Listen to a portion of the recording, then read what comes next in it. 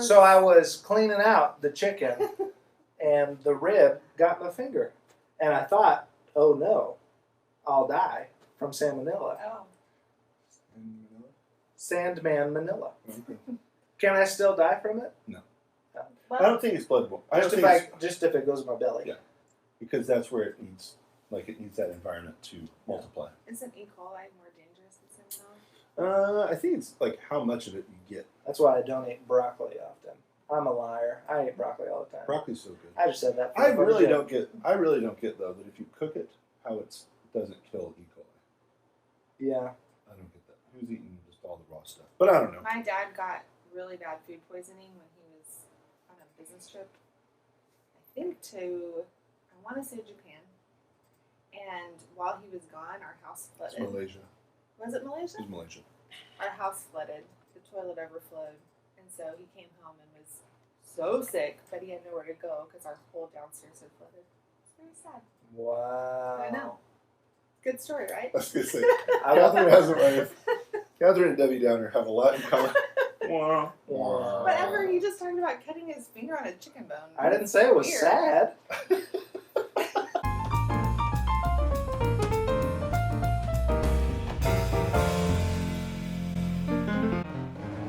Like self-conscious. We will literally be at Disneyland, and like the day before we leave, and we're checking off lists to plan, and Catherine's saying, "Why do we get to go on this trip and kids in Africa don't?"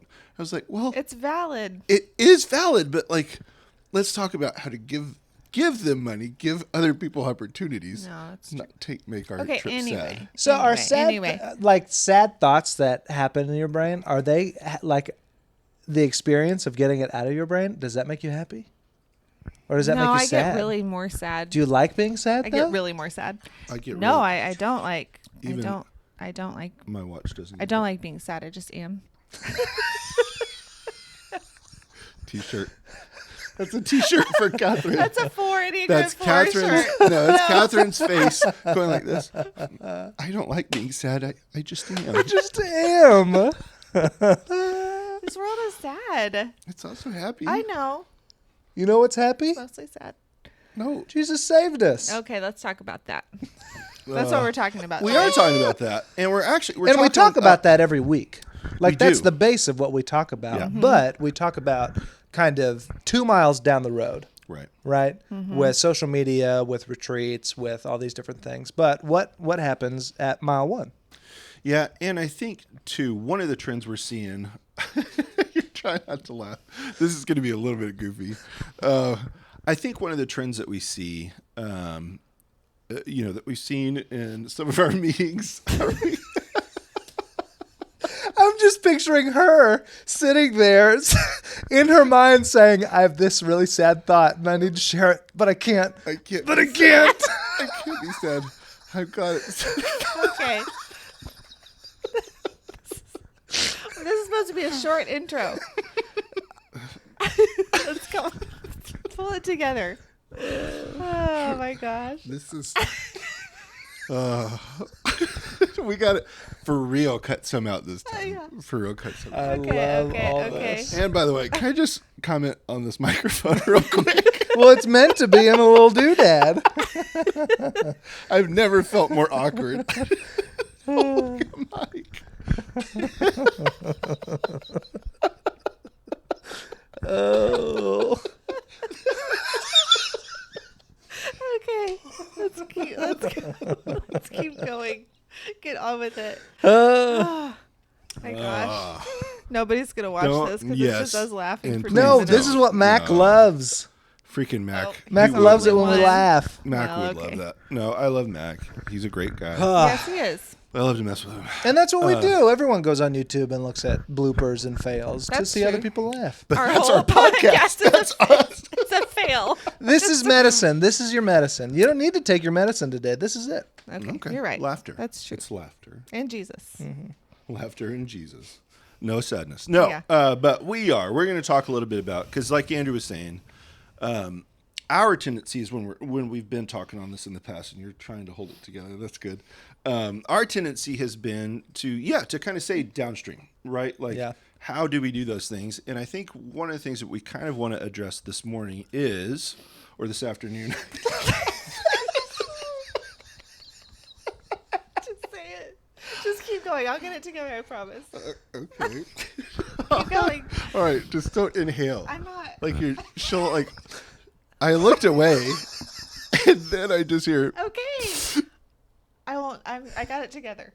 Oh, this is like. What if Kadish she when- opens I it don't up? think you do. Yeah, I can let me open Yes. it up. Okay. Talk. This is like at Kadish. I always get tickled in those meetings, and I'm so sorry, Oh, Jan. they hate us at Jan, I'm Kadish. so sorry. They You have such hate good us. things to say, but when I'm tired, I just laugh at things that aren't funny. I shut down a meeting one time by laughing at the word At poop. Kadish. Yeah. Oh no. Bob got really mad. Well, he should have. They should be He mad said, at us. Let's just be done. We would be mad at volunteers Yes, if they we're did that to horrible, us. but anyway. Okay, so we were talking about the fact that a lot of our teens have been questioning what does it look like to follow Jesus, but we need to start further upstream than that. And Christians tried to say this 10 times, but you cannot start and you can't dive into Christianity and kind of join this quote unquote religion because you like the moral code or your parents told you to, or you like your friends that go to that church. That's fine. I hope that those things are true, that you want to share your parents' faith, that you like your friends there, that you like the morals that are presented. But that's not the reason that we follow Christ. We follow Christ because the resurrection is true and the story is true. We follow it because it's true, not because it agrees with everything that we agree with. I do think that's our tendency, right? We go to the grocery store, we go wherever, and we have a choice, right? We have tons of choices, and we say, you know what, tonight I'm in the mood for this kind of meal, and then there's 20 options, right? Like types of peanut butter, spaghetti sauce, whatever, and we say which one fits me best. And we're used to doing that in the U.S. with everything. And then what we tend to do, or what's a trend in our culture, is to say the same thing with religion, right? This is what I feel, right? And I'm not ready to compromise my feelings, my beliefs, whatever, which then religion fits what I feel, or which non-religion fits what I feel. But the starting point is what I feel, what I believe, right? And the claims of Christ run contrary to that. Right. Yeah, we always, because I feel like, Catherine, what you were talking about, I feel like that a lot of people, and maybe everyone, like, were introduced into this community of faith, into the church, by the things that we do, right? Either we invite someone to a service or to an event or to, a mission trip or this, that, and the other. And we're doing these things, participating in these practices that start internally. Like we need to have the reasons why, right? But people are sometimes drawn to just what we're doing. And again, like you said, that's a good thing. And sometimes it takes the practice of following Jesus to then realize why you follow Jesus. Like our mission trips, a lot of the times are not just so that we can serve, but so that we can get our kids serving, so that we can get boots on the ground and get that experience so that we can come back and at nighttime, how'd you see Jesus? Right. To process that experience and then find what the motivation needs to be Yeah. and decide there. Yeah. Yeah, because a trend that I'm seeing, well, we'll keep it just about this. But again, I think sometimes we say, I'm fine with just the practice, right? And the belief system, is almost secondary, right?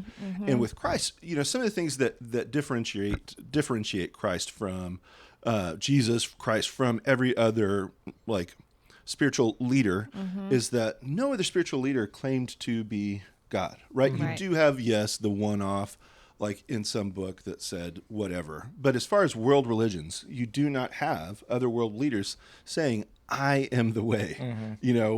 Before Abraham was, I am. Yeah. I saw Satan fall like, lightning from heavens. Like I'm timeless. I'm eternal.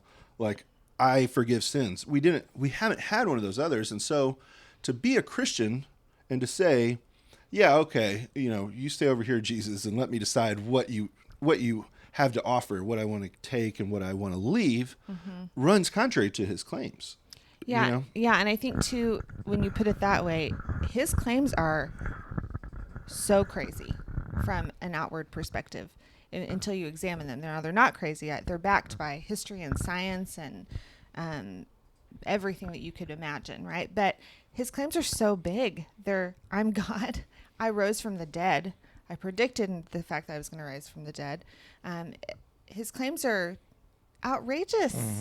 And the cool thing about that to me is I know a lot of very, very smart, very rational, scientifically minded people who believe in those claims. And so this religion of this following Christ has lasted. It stood the test of time, even though the claims are so outrageous, right? And it's because those claims are true. Yeah, and the thing you got me thinking of is, the claims are so humongous. They're all encompassing. But what's cool and what has had God's people hold on to these truths for ages and ages, from the beginning till now and into the future, is that those claims are, I am creator, I am savior, and I want you. Right? The claim that the creator is someone who created everything and wants you.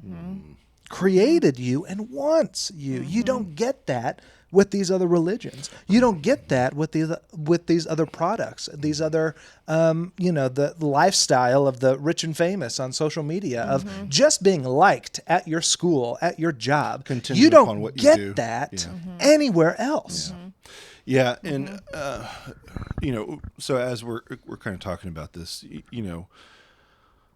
one of the things that I heard a sermon that kind of illustrated some of this was oftentimes people are drawn to Christianity because it works, right? But how long will it work if it's not actually true? Yeah. Right? And so I might be drawn to this acceptance, right? Oh, you're teaching about this acceptance, right? And you're teaching about these things, and that's great, but once things get hard for me, if Christianity's not working, I'm going to kind of ditch it, right? And then you've missed, well, is it true or not? But one other thing, dang it, it keeps going right out of my mind as we're talking about this. Well, can we talk about how we know it's true? Yeah, I think we can spend there's some time on that. Yeah. Some things we can point to as far as history is concerned that point to the truth of this. And I feel like you do a better job of explaining this than I do, so jump in any time. But I heard a message preached about this. I think it was Andy Stanley. He talked about how when Christ died, when he was crucified, at that point in time, he had 0 followers because everybody ran away. He didn't have anybody that was following him. They were scared. They were in hiding. They were not willing to continue to follow Jesus because they thought they would be killed. And they really viewed that as the end of the Messiah. He was crucified. It was the end. And just a few days later, you see these same people, men and women, willing to die for their faith, willing to die for their faith in Christ. And so something had to have changed there. Yeah. There was a big change that happened because you don't go from I'm going to hide so I don't die to I'm going to tell everybody about this. I don't care if I die. You don't do that because you had some time to think about it. Right? There had to be something that changed. And what changed was they saw Jesus alive again. Yeah. Well, and that's the thing, and we may have talked about this on a previous occasion, but humanity's draw toward homeostasis, right? I want things to stay the same, even if it's harmful, right? We see people going back to harmful relationships, harmful habits, harmful all these things, knowing that it's not good for them, but it's because that draw towards the familiar makes me feel safe, right? There's that ingrained in humans. And so when we do see these people who were cowards, all of a sudden, and this is a matter of history, whether found in the Bible, Philo, Josephus, other people record this. It's a matter of history that within weeks of Jesus' arrest, you start seeing people willing to die for Jesus. And psychologically, that is you cannot account for that unless they saw something or something changed them dramatically, right? And so forensically, if I'm looking at that and says, what is changing somebody? Well, what can account for that, right? So that's one component, right? But there are so many things that are different, one of the things that changed too is the language, right? There was not a word for this, for resurrection, until what happened with Jesus. And one of the really cool things that I've seen pointed out was when Paul, a few years later, was being brought before this court made up of both Jewish and Roman people, he had the audacity to call this out in front of them, right? And so he tells his king, it's like, you were there, like, you know all about this, and the king did not argue. Paul was saying, like, you're bashing on me for saying all these things about a risen Christ. You've been here for 20 years. You know it happened. And the king didn't refute at all. There were several people that didn't refute it, right? These letters started to circulate that his disciples were writing, that Luke, the doctor, went and did a bunch of research and interviewed people, and he started writing about it. And it was widely circulated, these accounts of Christ rising from the dead, and nobody refuted it. And the documents continued to gain traction, and people continue to believe them. And it's because there were people that refuted it, but it was such a small number, because so many people, when they were writing the documents, were still alive that had witnessed it happening. So they couldn't.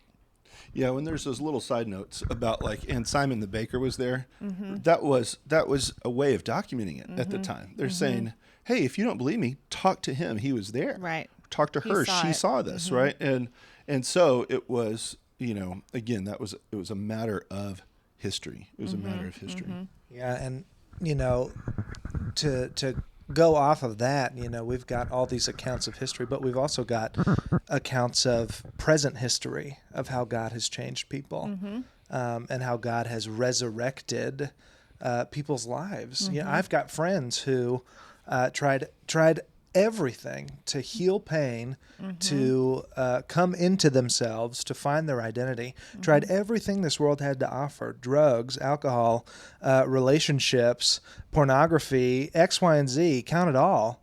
And they found nothing. But when they found Christ, something happened.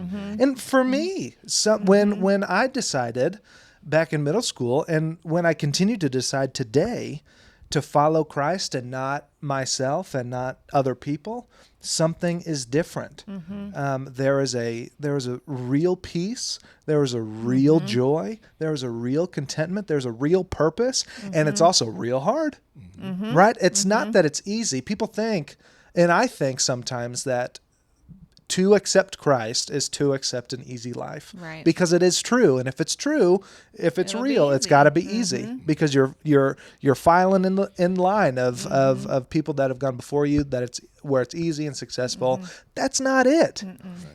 But maybe it's the opposite. Maybe that makes it more true, because we live in this world that tries to feed us and get us to follow it.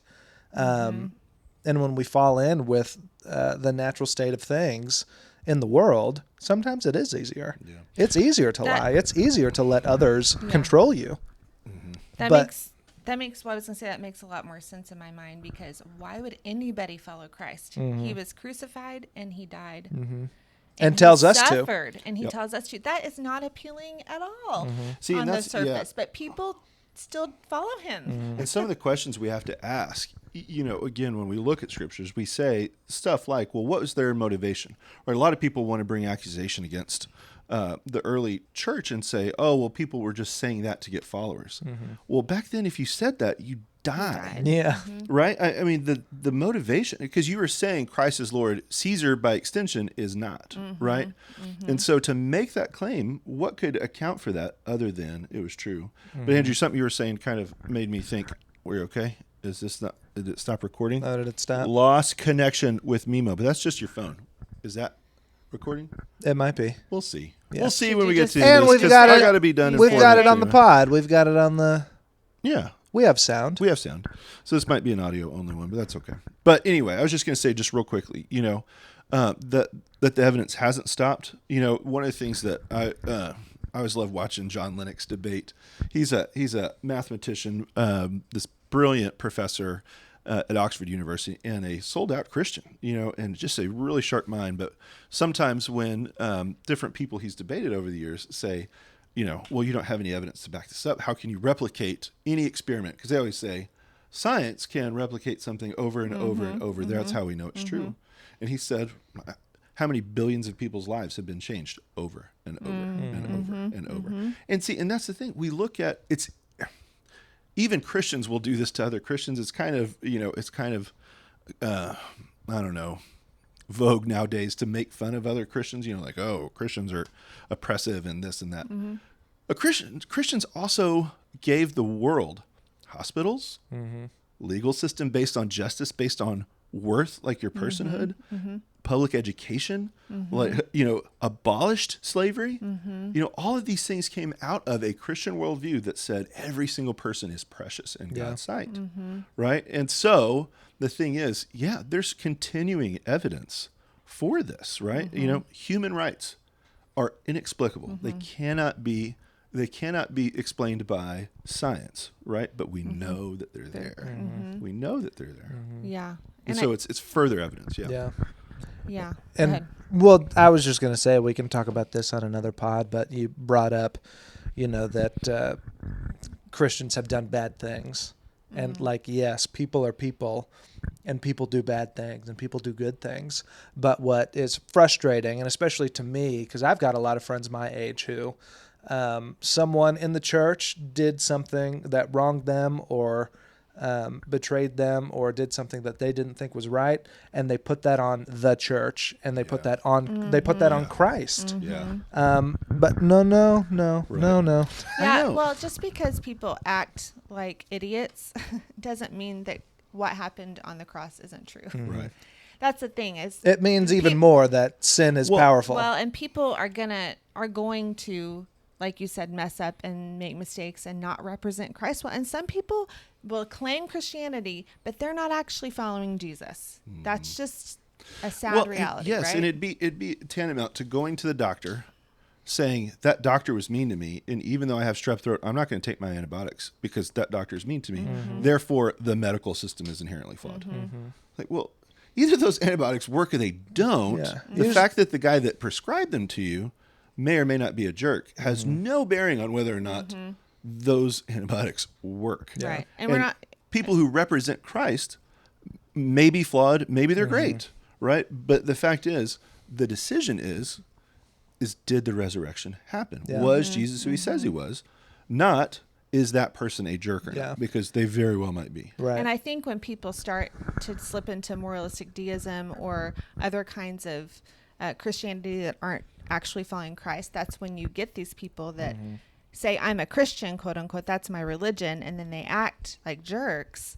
But it's because they're failing to start at the correct point, which is, I'm going to follow Christ, who is the true God. And if you're following Christ, you're not going to act that way. You're not going to do a lot of the things that you see evangelicals doing right now that are not Christ-like. It's because of their lack of understanding of what it means to be a Christian. It's not going to a church that you like. It is following a Savior. Yeah, just one thing that kind of brings up to my mind is like, and I think others may have talked about this here, but of course I heard Tim Keller talking about it. But during the civil rights movement in the '60s, when there was some accusation brought, like, oh, these Christian institutions in the South in particular are liable for this oppression, and MLK's response was, Christians in the South need to become more like Christ. Right? It's not it's not like you need to get rid of your religion. It's like you need to get more like Jesus, because look at Jesus. Jesus never stood up for those things. He stood up for the truth and all that kind of stuff. But I think what we're boiling down to is the decision is not, does it work for me? It's not who represents it. It's not it is it true? Right? That's the starting point, because if it is true, then our opinions really don't matter. It could not line up with our values at all, but it's true. Well, okay, then it's true. Then, yeah. If it's false, it could fit us like a glove, right? It could be exactly perfect. And if it's false, it's of no value whatsoever. So the starting question is it true? And that changes everything. Yep. We'll talk more about this because we're kind of having a rush. I love every time, and this isn't just for the podcast, but like for anything, we always say, "Oh, we'll keep it short." We don't know how to do that. Hey, we're keeping it kind of short. Well, we laughed for 10 minutes, You did. but There's a couple times I was did like, too. all right. No, I laughed I too. laughed a little bit, but you got us going Oh, again. man, I'm sorry. I want All right, to see we the need to video wrap if it you up. turn red. I'm already. Yeah. Okay. Thanks for that. We'll talk to you Yeah. next week. Okay. Bye. Dork. Thanks for that.